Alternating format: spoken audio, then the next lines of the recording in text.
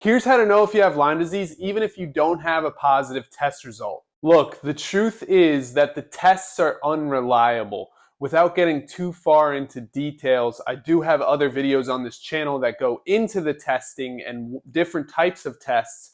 But in this video, we'll just say the tests are basically unreliable. A lot of people get false negatives, meaning it says it's negative, but really they do have Lyme disease. And this happens all the time.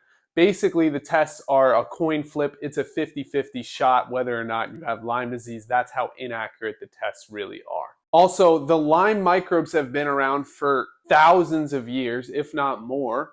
And a lot of people have Lyme disease without ever showing any symptoms, meaning they have the microbes inside their body, but they never have a crazy adverse reaction or Lyme disease symptoms, even though they have the microbes in their body. That being said, most people have Lyme disease symptoms but are unable to get a diagnosis for those symptoms because they don't have any obvious reason to believe that it's Lyme disease, and they don't have the positive test. However, if you happen to show the EM rash, like this one that I had on my stomach, then this will guarantee that they give you a Lyme disease diagnosis. In fact, the doctor only saw me for like 3 minutes and they knew I had Lyme disease. So if you can't get a diagnosis, how can you know for sure if you have Lyme disease? The unfortunate answer is that you can't know for sure if you have Lyme disease, but there are a few questions that we can ask to use deductive reasoning to figure out if you have Lyme disease or not. The first question, do you live in a heavily wooded area or spend a lot of time in a heavily wooded area? Me personally, I grew up in northeast Pennsylvania, where the backyard of my parents' house was just woods, and we would go and play in the woods all the time. I like to go hiking as just a hobby of mine, and we would go hiking all the time. I liked to hang out with my friends, and one place that we always used to hang out was in the woods where there was a creek or there was something to do as a kid and get into some mischief or whatever. You know, just spending time in nature and in the woods was just part of my upbringing. It was just part of my life. So if that's the same for you, then that would mean you are closer to possibly having Lyme disease symptoms because it is more likely that you got bitten by a tick at some point. Question number 2, do you have unexplainable symptoms such as achy joints, brain fog, chronic fatigue, just overall tiredness, heart palpitations? Do you have some unexplained symptoms that you can't figure out what's causing them, and you live in a heavily wooded area? There's a high chance that you have some form of Lyme disease or its co-infections.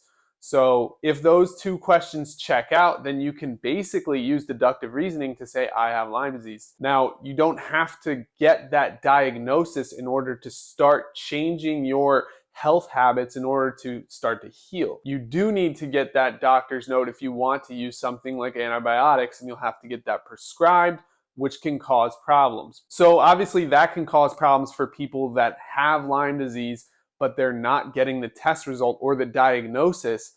They may never get the antibiotics that they want to use. However, many people who do have the positive diagnosis for Lyme disease still choose not to use antibiotics because there are many reasons that it's just not the best choice for your body when you have Lyme disease. I've made other videos about that. I just recently uploaded a video about that last week, so you can check that out if you want, and it will explain why I don't like antibiotics and why I don't tell my clients to use antibiotics. So the really, really good news here is that there is very effective, safe, and reliable ways to heal from Lyme disease completely naturally. And one of the main things that we do is we do things that increase the immune system. We change our health habits, we take responsibility, and we work these things out. Also, we have an amazing thing coming out really, really soon that's going to change the game and allow everyone an effective and natural way to heal from Lyme disease. So if you want to take part in that, click the link in the description below this video and get your email on the list. That way you'll be the early bird on the list. You'll be the first one to know when our natural treatment for Lyme disease is ready, and you'll get all of our discounts because you're on the early bird list, and you will get all of our tips and tricks about Lyme disease. We email our list every single day and try to stay up to date on the latest and greatest with Lyme disease so that we can share it with you if you're on our email list. So click on the link in the description below this video, get on our email list, because we're launching this amazing new wonderful Lyme disease solution that's natural.